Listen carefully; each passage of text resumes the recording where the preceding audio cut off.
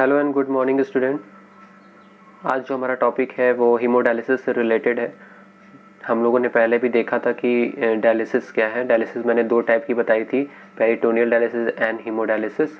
यहाँ पे हम लोग हीमोडायलिसिस से रिलेटेड एक टॉपिक है जिसका नाम है वैस्कुलर एक्सेस, वो हम आज पढ़ेंगे।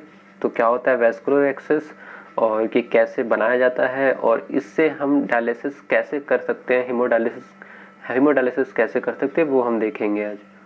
तो let's start our topic today. Vascular access पहले है क्या, वैस्कुलर एक्सेस की डेफिनेशन क्या है, इसको समझने के लिए हम थोड़ा सा इसके बारे में जान लेते हैं, डेफिनेशन जान लेते हैं इसकी। This is the way to get desired amount of blood.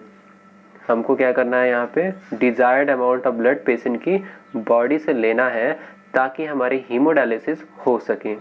तो वही है, वो जो वे है, वो जो तरीका है जिससे हम ये ब्लड लेंगे बॉडी से, पेशेंट की बॉडी से हीमोडायलिसिस करने के लिए, उसको हम बोलते हैं वैस्कुलर एक्सेस। तो यहाँ पे वैस्कुलर एक्सेस का जो टर्म है उसी से समझ में आ जाएगा। एक्सेस मतलब होता है उसको एक्सेस करना, जहाँ पे हमारा अप्रोच करना। तो हमको क्या चीज़ें चाहिए हीमोडायलिसिस के समय में, हमको हीमोडायलिसिस के समय चाहिए ब्लड चाहिए पेशेंट की बॉडी से। तो पेशेंट की बॉडी से ब्लड को कैसे विड्रॉ किया जाए और एक्स्ट्रा कॉर्पोरियल सर्किट में उसको कैसे लाया जाए, तो उस प्रोसेस को, माने उस वे को जिससे हम लाएंगे, उसको हम लाएंगे वैस्कुलर एक्सेस के थ्रू। तो हमको कुछ ना कुछ बॉडी में ऐसा फॉर्मेशन करना होगा जिससे हम desired amount of blood patient की बॉडी से ले सकें और डायलिसिस को पॉसिबल कर सकें। तो वही है हमारा, this is the way to get desired amount of blood for haemodialysis. उसको बोल देते हैं हम वैस्कुलर एक्सेस। और वैस्कुलर एक्सेस साइट क्या होगा, वैस्कुलर एक्सेस साइट वह प्लेस होगा जहां से हम ये ब्लड को विड्रॉ करेंगे, ये ब्लड को लेंगे। तो कहाँ कहाँ से ले सकते हैं, इसीलिए हम इसको क्या करेंगे, दो भागों में डिवाइड कर देंगे। तो it is classified into two parts. पहला है टेम्पोररी एक्सेस, दूसरा है परमानेंट एक्सेस। तो इनके लॉन्ग टर्म और शॉर्ट टर्म यूज के कारण इनको दो भाग में बांट दिया गया है। अगर हमको हीमोडायलिसिस शॉर्ट टर्म के लिए करनी है, लंबे समय तक डायलिसिस नहीं करनी है किसी की, तो उसमें हम लोग टेम्पोररी एक्सेस का यूज करेंगे। बट जो पेशेंट है उसकी लॉन्ग टर्म डायलिसिस करनी है, बहुत लंबे समय तक करनी है, सालों साल करनी है, तो उसमें हम लोग क्या करेंगे, परमानेंट एक्सेस का यूज करेंगे। अब इन दोनों में डिफरेंस क्या होता है, तो देखो यहाँ पे टेम्पोररी एक्सेस जो है वो हम लोग, देखो हमारे पास दो डिजीज होती है। एक होता है AKI यानी कि एक्यूट किडनी इंजरी, जिसमें किडनी फेल हो जाती है एक्यूटली, और दूसरा होता है जो लॉन्ग टर्म फेल है CKD, that is chronic kidney disease, इसमें लॉन्ग टर्म फेल हो जाती है। और एक हमारा ESRD का स्टेज आता है, इंड स्टेज रीनल डिजीज। तो इसमें kidney become very, GFR is very low and kidney fully become damaged. तो इस केस में क्या होती है, CKD किसी को है, CKD के डिफरेंट स्टेजेस होते हैं, 1 2 3 4 5। तो इस तरह के जो 5 स्टेजेस होते हैं CKD के, उसके बाद ESRD अटेंड कर लेता है पेशेंट। तो इन केसों में जो है हमको टेम्पोररी एक्सेस से काम नहीं चलेगा। Temporary access for short term period के लिए है, लेकिन अगर हम लंबे समय तक डायलिसिस करने वाले हैं और पता है कि हमको ये लंबे समय तक चलाना पड़ सकता है, तो हमें पेशेंट को सजेशन देना चाहिए ताकि वो परमानेंट एक्सेस को बनवा लें और उसको प्रॉपर यूज करें। तो क्या होता है difference between the temporary access and permanent access, let's see. Temporary vascular access क्या होता है और कैसे ये बनाया जाता है। तो temporary vascular access is established by percutaneous insertion of a catheter into a larger when.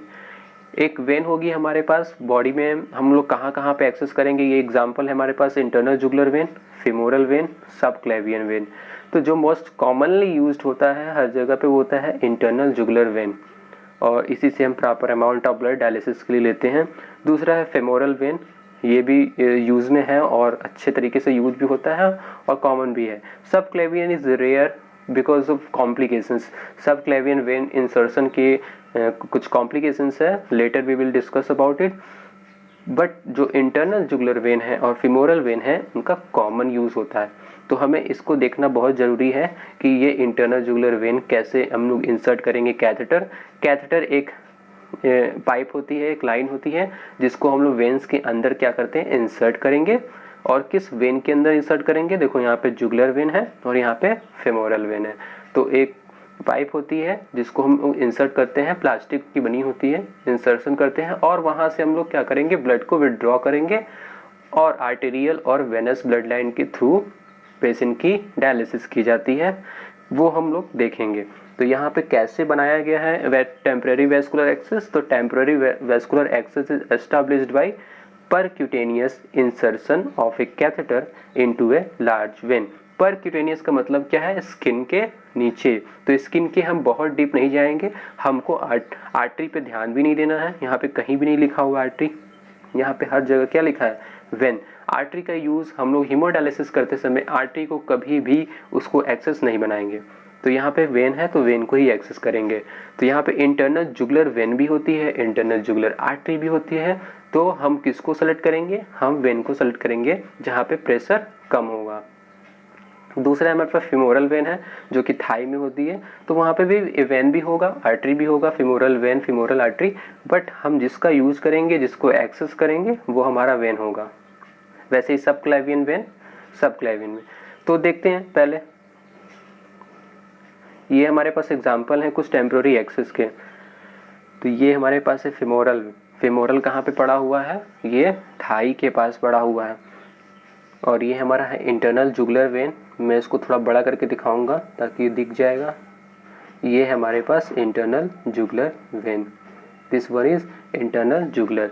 तो जो सप्लाई है वो अपर पार्ट में ब्रेन सप्लाई है, ब्रेन का ड्रेनेज जो है वो जुगुलर वेन से आता है, आर्टरी सप्लाईज कर रही है। तो जो भी ड्रेनेज सिस्टम बनाता है उसका वही वेन होता है। तो यहाँ पे हमारे पास एक्सटर्नल भी जुगुलर वेन होते हैं, इंटरनल जुगुलर वेन भी होते हैं। हमें जिसको लेना है वो है इंटरनल जुगुलर वेन, जिसको शॉर्ट फॉर्म में बोलते हैं IJV। तो राइट, ये हम लोगों ने राइट जुगुलर वेन को सेलेक्ट किया है। और ये हमारा ये वाला कैथेटर है, बाइल्यूमेन कैथेटर है। तो बाइल्यूमेन कैथेटर को हम लोगों ने कहाँ डाला हुआ है, इंटरनल जुगुलर वेन के अंदर, और इसी से हम लोग डायलिसिस करने वाले हैं। उसके बाद हमारा अगर हम इधर देख लेते हैं तो ये हमारे पास है subclavian, this one is subclavian, subclavian artery, subclavian vein. हमको किसका लेना है, सबक्लेवियन वेन का। तो दिस इज मोर कॉम्प्लिकेटेड है सबक्लेवियन वेन। तो बहुत रेयर केसेस में ऐसा होता है, अगर पॉसिबिलिटी है कि कुछ और नहीं मिल रहा है तो हम इसके तरफ जा सकते हैं। ये हमारे पास कैथेटर के कुछ पार्ट है, जैसे यहाँ पे दिखा है क्लैम्प्स, दो क्लैम्प्स दिख रहे होंगे, एक रेड कलर का होगा, एक ब्लू कलर का होगा। तो जो रेड कलर का होगा वो आर्टेरियल के लिए यूज करते हैं और दूसरा वेन के लिए यूज करते हैं, ब्लू वाला। तो इन क्लैम्प को क्या करते हैं, क्लोज करेंगे तो ब्लड नहीं आएगा, और उसको ओपन करेंगे तो ब्लड जो है यहाँ से हार्ट से जो भी ब्लड सप्लाई होगी तो वो वहाँ से निकल करके आएगी। फिर हम यहाँ से हम क्या करेंगे, इस जो रेड वाले हैं उसके साथ आर्टेरियल ब्लड लाइन को और जो ब्लू वाला है उसके साथ वेनस ब्लड लाइन को कनेक्ट करेंगे और अपना हेमोडायलिसिस का प्रोसीजर जो है उससे कर सकते हैं। तो ये जो है प्रिपरेशन, सर्जिकल प्रिपरेशन है, इसको किया जाता है। उसके बाद है हमारे पास इधर फिमोरल है। तो फिमोरल में भी दो लूमेन दिख रहे होंगे, दिस इज आल्सो बाइल्यूमेन। तो इसको भी हम लोग इसको चाहे बाइल्यूमेन भी करते हैं, सिंगल लूमेन का भी कैथेटर आता है, सिंगल लूमेन भी कर सकते हैं। उसके बाद हम लोग वेन फ्लान जो है उसको लगा करके किसी भी वेन में उसको रिटर्न प्रोसीजर भी कर सकते हैं। यहाँ पे ये डबल लूमेन का दिख रहा होगा, दो लूमेन है, यहाँ पर भी रेड और ब्लू का इंडिकेशन है। तो इस तरीके से यहाँ पे फिमोरल वेन में हम लोग कैथेटर को इंसर्ट करेंगे और उसमें से जो भी ब्लड ले पाएंगे, विड्रॉ कर पाएंगे, उससे हम डायलिसिस करेंगे। तो ये हमारे पास जो वेस्कुलर एक्सेस का, टेम्पररी वेस्कुलर एक्सेस का एग्जाम्पल था। आगे देखते हैं वेस्कुलर एक्सेस का इंडिकेशन क्या है। इंडिकेशन मतलब हम लोग कब बनाए हैं, ऐसा हम लोग कैसे बनाएं और कब बनाएं। तो हम लोग टेम्पररी एक्सेस को के बनाने के लिए क्या क्या इंडिकेशंस हैं, तो दो इंडिकेशंस हैं हमारे पास, एक है शॉर्ट टर्म इंडिकेशन, एक है लॉन्ग टर्म इंडिकेशन। यानी कि शॉर्ट टर्म के लिए चलाना है, काम चलाने के लिए है, शॉर्ट टर्म के लिए है तो क्या करेंगे, लॉन्ग टर्म के लिए है तो उनके लिए क्या प्रॉपर इंडिकेशन होते हैं वो हम देखेंगे। शॉर्ट टर्म के लिए क्या है, vascular access are commonly used for acute angio access in the following patient. तो एक्यूटली के लिए हम लोग कैसे बनाएंगे, use for acute short term के लिए किन किन पेशेंट में ऐसा करेंगे। पहला है दोज विद ARF, ARF मैंने बताया ना, ARF बोलते हैं या AKI बोलते हैं, एक्यूट रीनल फेल्योर। जो पेशेंट एक्यूट रीनल फेल्योर का होगा, ARF का होगा, AKI का होगा, उन पेशेंट में हम वैस्कुलर एक्सेस टेम्प्रेरी बेसिस पे बनाएंगे शॉर्ट टर्म के लिए। दूसरा है डोज रिक्वायरिंग हीमोडायलिसिस और हीमोपरफ्यूजन फॉर ओवरडोज एंड इंटॉक्सिकेशन, यानी कि जो पेशेंट जिनमें ओवरडोजिंग है, यानी कि अगर ड्रग्स लिया हो या ओवरडोजिंग किसी भी चीज़ का हो, इंटॉक्सिकेशन सब्सटेंसेस का हो, ड्रग्स हो या फिर कोई भी पॉइजन्स हो या फिर कोई भी इंटॉक्सिकेटिंग केमिकल्स हो, कुछ भी चीज़ें हों, अगर उसका ओवरडोज हो गया है, पॉइजनिंग हो गई है बॉडी में, तो उसको रिमूव करने के लिए भी हम लोग हीमोडायलिसिस का यूज करते हैं या फिर हीमोपरफ्यूजन का यूज करते हैं, जिसके लिए हमको शॉर्ट टर्म के लिए वैस्कुलर एक्सेस बनाना पड़ता है। फिर है नेक्स्ट है दोज विद द ESRD यानी कि end stage renal disease needing urgent dialysis without available mature access, यानी कि वो पेशेंट जिनको ESRD है उनको अर्जेंट डायलिसिस की ज़रूरत है। यहाँ पे बात कर रहे हैं अर्जेंट डायलिसिस की, यानी कि एक जो पेशेंट है वो उसको ESRD है और उसको अर्जेंट डायलिसिस की ज़रूरत है, लेकिन उसके पास कोई भी परमानेंट एक्सेस नहीं है। जैसा कि मैंने बताया जो ESRD के पेशेंट होंगे, CKD के पेशेंट होंगे, उनको हमको परमानेंट एक्सेस की सलाह देनी चाहिए कि वो हमेशा के लिए बनवा लें। अभी हम लेटर बताएंगे क्या होता है परमानेंट एक्सेस। तो परमानेंट एक्सेस को जो ESRD के पेशेंट होंगे वो हमेशा के लिए बनवा ले ताकि उनकी डायलिसिस हमेशा होती रहे। तो इसके लिए हम लोग करेंगे क्या, तो उन पेशेंट को हम लोग शॉर्ट टर्म के लिए करेंगे जो ESRD पे हैं और उनके पास कोई भी vascular access, permanent vascular access present नहीं है, फिलहाल नहीं है, और उनको डायलिसिस अभी ही करनी है, अर्जेंट डायलिसिस करनी है। तो उन पेशेंट को भी हम लोग क्या करेंगे, शॉर्ट टर्म इंडिकेशन है वैस्कुलर एक्सेस इंसर्शन का टेम्पररी। उसके बाद नेक्स्ट है हमारे पास those on maintenance of hemodialysis, जो हीमोडायलिसिस पे चल रहे हैं and who have lost effective use of their permanent access, यानी कि वो पेशेंट, देखो चौथा वाला क्या बोल रहा है कि वो ऐसे पेशेंट हो जिनकी रेगुलर डायलिसिस हो रही है, वो मेंटेनेंस पे हैं हीमोडायलिसिस के, वो अपना डायलिसिस करवा रहे हैं, लेकिन किसी भी कारण की वजह से उनका जो परमानेंट एक्सेस है, परमानेंट एक्सेस देखो मैं अभी बता देता हूँ, दो टाइप के परमानेंट एक्सेस यहाँ पे हमको देखने को मिलेंगे। एक है AV फिस्टुला, इसको सब याद करना, बार बार वर्ड आ रहा है इसलिए बता दे रहा हूँ।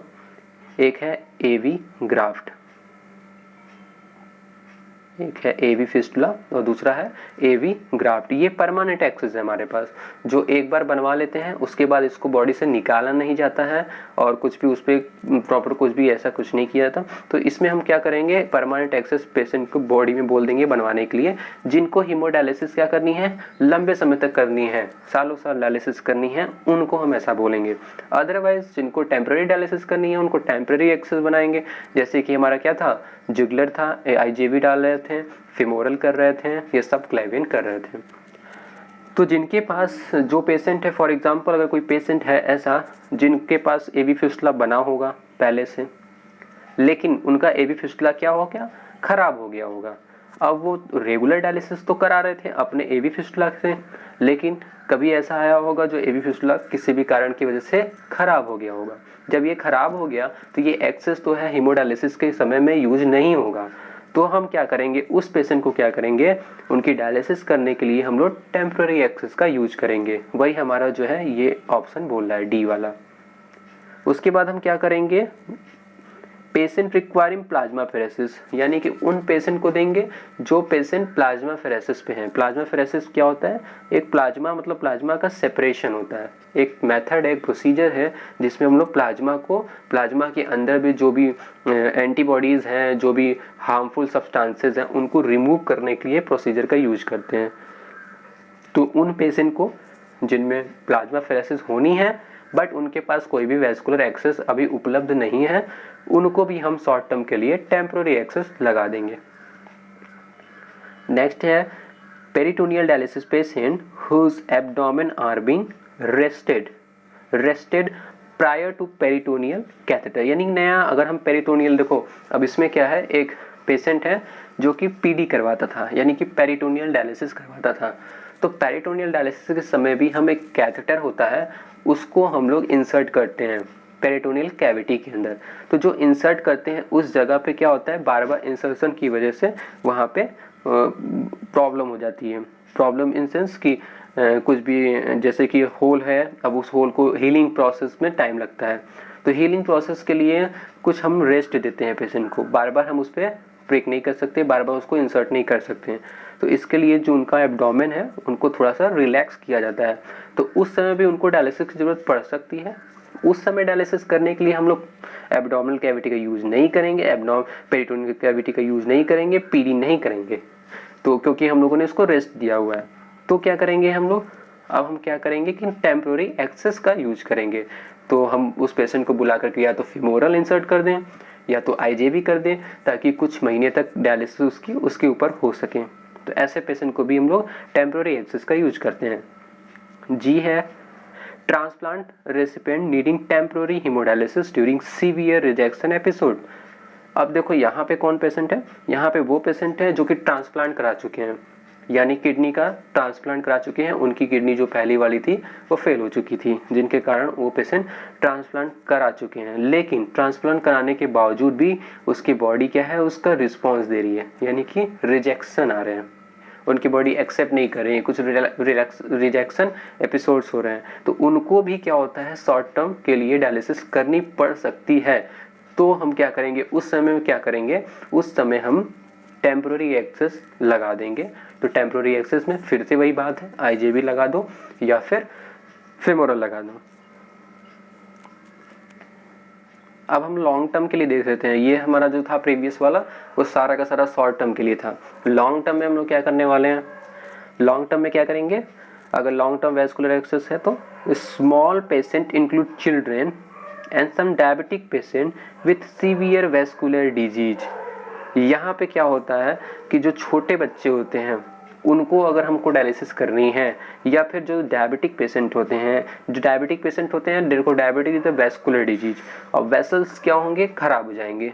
तो डायबिटिक पेशेंट के जब वेसल्स खराब हो गए तो उस समय हम लोग एवी फिस्टुला या फिर एवी ग्राफ्ट जो है वो बनाने में दिक्कत आ सकती है। तो उन पेशेंट को या बच्चे जो हैं उनको, दोनों को अगर ऐसी कोई प्रॉब्लम होती है तो उनको हम क्या करते हैं, टेम्पररी एक्सेस को ही लॉन्ग टर्म के लिए यूज कर सकते हैं।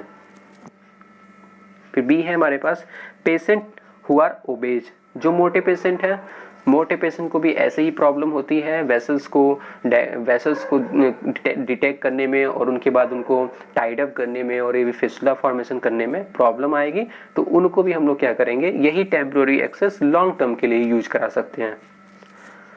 या फिर सी है हमारे पास patient who have undergone multiple AV access insertion, एक ऐसा पेशेंट जो बार बार क्या करा रहा है, एवी फिस्टुला बनाने की कोशिश करा रहा है, यानी कि उसका जो मल्टीपल टाइम जो है एवी फिस्टुला या एवी एक्सेस इंसर्शन हो चुका है, बहुत बार होने के बाद भी पॉसिबल नहीं हुआ। इसके लिए हम लोग उसकी डायलिसिस कैसे करेंगे, टेम्पररी एक्सेस के थ्रू करेंगे। डी है in whom additional sites for AV access insertion are not available, यानी एवी एक्सेस के लिए यानी कि आर्टेरियोवेनस इंसर्शन के लिए पेशेंट की बॉडी में कोई ऐसी साइट अवेलेबल ही ना हो जो उसके लिए फायदा हो, मतलब उसको बना हम सकें। तो उस कंडीशन में हम लोग क्या करेंगे, फिर से अपने पास है टेम्पररी एक्सेस है उसी को लॉन्ग टर्म यूज करके और डायलिसिस करेंगे। तो सर्वाइवल रेट जो भी हम लोगों ने कैथेटर यूज किया हुआ है, जो भी इंसर्ट किया हुआ है, चाहे वो फिमोरल में कर रहे हो या फिर आईजेबी में लगा दिया हो, कहीं भी लगा दिया हो, तो उनकी कुछ अपनी सर्वाइवल रेट्स होती है। डिपेंड करता है आप कितने अच्छे से उसको प्रिपेयर करते हैं, कितने अच्छे से उसको डिसइंफेक्ट करते हैं या साफ रखते हैं। पेशेंट के भी ऊपर डिपेंड करता है कि पेशेंट उस चीज़ को कैसे ध्यान में रखता है। तो इससे हमारी सर्वाइवल रेट डिफाइन करती हैं। सर्वाइवल रेट क्या होता है कैथेटर के लिए, कि वो कितना समय तक सुरक्षित रहेगा। तो कितना सर्वाइवल रहेगा, उसका रहेगा 60% at 6 month and 40% at 1 year if revision are included. Revision यहाँ पे क्या है कि हम लोग उसको बार बार क्लीन कर सकें, रिवाइज कर सकें, उसको चेंज कर सकें, तो हमारा जो एक्सेस है टेम्पररी एक्सेस भी लॉन्ग टर्म चल सकता है। और उसका जो सर्वाइवल रेट है 6 महीने तक 60% का सर्वाइवल रेट देगा, और अगर हम 1 साल की बात करें तो ओनली 40% सर्वाइवल रेट देगा। यह है इंटरनल जुगुलर वेन के बारे में सेपरेटली। तो इंटरनल जुगुलर वेन, जैसा कि इंटरनल जुगुलर वेन में हम लोग कैथेटर इंसर्ट करेंगे। कौन से में करेंगे, राइट वाले में। यहाँ पे क्या है, द ऑप्टिमम इंसर्शन साइट ये हमारे पास optimum insertion site in the right jugular vein. जो हमारा ऑप्टिमम यानी कि नॉर्मल जो साइड होगा जिसको हम सिलेक्शन करेंगे वो होगा क्या, राइट इंटरनल जुगुलर वेन। ऐसा क्यों कर देंगे, अभी हम लोग कॉम्प्लिकेशंस देखेंगे कि ऐसा हम लोग क्यों करते हैं, क्यों हम लोग राइट वाले को लेते हैं, क्यों हम लोग लेफ्ट वाले को नहीं लेते हैं, और फिर सब क्लेवियन को इतना रेयरेस्ट है, उसके लिए हमारे पास है कॉम्प्लिकेशंस। कॉम्प्लिकेशंस को अवॉइड करने के लिए हम लोग ऐसा नहीं करते हैं। नेक्स्ट क्लास में हम लोग पढ़ेंगे कि उसका जो कॉम्प्लिकेशंस है वो क्या होता है। This could be used under USG guidance, ultrasound के गाइडेंस पे, यानी कि हम लोग जो भी इंसर्शन कर रहे हैं कैथेटर का उसमें अल्ट्रासाउंड के गाइडेंस के अंडर ही इंसर्शन करते हैं। ये देखो हमारे पास कॉलर बोन, ये वेन की एंट्री हो गई, ये वेन है हमारी, यही वेन है इंटरनल जुगुलर वेन, सीधा हार्ट तक एक्सेस करती है, सुपीरियर वेना कावा तक एक्सेस करती है। यानी कि हमको डायलिसिस के लिए क्या होगा, प्रॉपर अमाउंट ऑफ ब्लड, बहुत अच्छे से सफिशिएंट अमाउंट ऑफ ब्लड मिल जाएगा हमको डायलिसिस करने के लिए। तो अगर आईजेबी किसी का इंसर्ट हुआ है तो वहां से हम लोग प्रॉपर अमाउंट ऑफ ब्लड निकाल सकते हैं और डायलिसिस कर सकते हैं। यही तो हमारा वेस्कुलर एक्सेस है। तो without vascular access no haemodialysis is possible. ये है एक्सिट साइट है स्किन का, कैथेटर का टेल है, ये है कैथेटर पूरा इंसर्ट किया गया है, तो कैथेटर का ये है कैप है, और फिर यहीं से हम लोग टैपिंग करेंगे और डायलिसिस प्रारंभ करेंगे। तो ये इंटरनल जुगुलर वेन के बारे में है। ये हमारे पास किट है, क्या क्या हम लोग यूज करते हैं। अगर हम लोग सेंट्रल वेनस कैथेटराइजेशन कर रहे हैं तो उसमें हम लोग सामान क्या क्या यूज करेंगे, ये है हमारे पास सामान। तो सामान क्या होगा, एक्स्ट्राइल ड्रैप होगा, गॉज होगा, ये सब देखेंगे। गॉज होगा, ड्रेसिंग होगी, एनेस्थेटिक नीडल होगी जिससे हम लोग एनेस्थीसिया देंगे, क्योंकि जब भी हम लोग इंटरनल जुगुलर वेन करना होता है या फिमोरल वेन करना होता है, कैथेटर डालना होता है, तो उस समय थोड़ा सा लोकल एनेस्थेटिक देते हैं ताकि उस जगह पे, लोकल एरिया पे उस चीज़ को शून्य किया जा सके और उसको पेनलेस किया जा सके। तो इसके लिए एनेस्थीसिया देते हैं। कौन सा एनेस्थीसिया देंगे हम लोग, देखो जो मोस्ट कॉमनली है लॉक्स 2%, ये कॉमन एनेस्थीसिया है, लॉक्स 2%, लिग्नोकेन हाइड्रोक्लोराइड। लॉक्स 2% मतलब जो इसका जो केमिकल कंपोजिशन है वो है लिग्नोकेन हाइड्रोक्लोराइड। इसको हम लोग अगर 2% 5 ml तक अराउंड 5 ml ही देते हैं, तो 5 ml जो है फिमोरल लगा रहे तो फिमोरल के एरिया में दे दिए, आईजेबी लगा रहे तो आईजेबी के एरिया में सबक्यूटेनियसली दे देते हैं। तो उससे क्या होगा, उस एरिया पेनलेस हो जाएगा, एक्शन पोटेंशियल जनरेट नहीं होगा, patient do not feel the pain. और उसके बाद हमारे पास है गाइड वायर, ये गाइड करता है। देखो गाइड वायर एक स्टेनलेस स्टील वायर है, एक वायर के टाइप का ही होता है जिसको हम लोग वेन के अंदर इंसर्ट करते हैं ताकि जो हमारा कैथेटर है वो उसके ऊपर ही ओवरलैप करके और वो अच्छे से फैसिलिटेट हो सके, एक्सेस कर सके वेस्कुलर एक्सेस तक, वेसल्स तक। तो ये गाइड वायर का यूज करते हैं। उस पर है एंटी एंजियोकैट नीडल है, ये एक एक्स्ट्रा नीडल है जिससे हम लोग इंसर्ट करेंगे ब्लड को विड्रॉ करने के लिए। उसके बाद डायलेटर है, यहाँ पे ये वाला डायलेटर लेते हैं वेंस को डायलेट करने के लिए ताकि हमारा जो कैथेटर है वो अच्छे से इंसर्ट हो जाए और उसमें कोई भी प्रॉब्लम ना हो। सूचर है, उसको सील करने के लिए होता है, सूचरिंग की जाती है जब कैथेटर इंसर्ट कर दिया जाता है तो सूचरिंग की जाती है। ट्रिपल लूमेन कैथेटर यहाँ पे दिख रहा होगा, डबल लूमेन कैथेटर मैंने दिखा दिया है, यहाँ पे ट्रिपल लूमेन भी कैथेटर का यूज करते हैं। स्काल्पस है और हमारे पास ये सब कैथेटर हैं, ये सारी चीज़ें हैं। उसके अलावा मैंने बताया लॉक्स है, उसके बाद नॉर्मल सलाइन भी ले लेते हैं। Normal saline 0.9% sodium chloride solution का भी यूज कर सकते हैं, और ड्रेसिंग के लिए कोई भी डायनाप्लास्ट वगैरह का भी यूज कर सकते हैं, ड्रेसिंग कर सकते हैं। उसके बाद हम जब इसको डायलिसिस समय में यूज करेंगे तो इस ड्रेसिंग को खोल करके ड्रेसिंग को खोलेंगे और उसको क्लीन अप करेंगे। उसके बाद ही हम उसको कनेक्ट करेंगे हीमोडायलिसिस के लिए, मशीन से कनेक्ट करेंगे। और हीमोडायलिसिस से बहुत आसानी से हो जाती है, कोई भी ज़्यादा कॉम्प्लिकेशंस नहीं होते हैं। एक थोड़ा सा कॉम्प्लिकेशंस हो जाता है अगर उसको हाइजीन न रखा जाए तो उसमें इन्फेक्शन के चांसेस जो हैं बढ़ जाते हैं। तो इसमें भी हम लोग पढ़ेंगे कि इनमें भी इन्फेक्शन के चांसेस क्या होते हैं, किस किस टाइप के इन्फेक्शन हो सकते हैं, उसको ट्रीट करने के लिए हम लोग क्या करेंगे। तो वो सब कॉम्प्लिकेशंस के अंदर आएगा कि कौन कौन से कॉम्प्लिकेशन सेंट्रल वेनस कैथेटराइजेशन के थ्रू हो सकते हैं। तो हम लोग कॉम्प्लिकेशंस जो है वो नेक्स्ट क्लास से पढ़ेंगे। Thank you so much for watching this video and wait for the next video.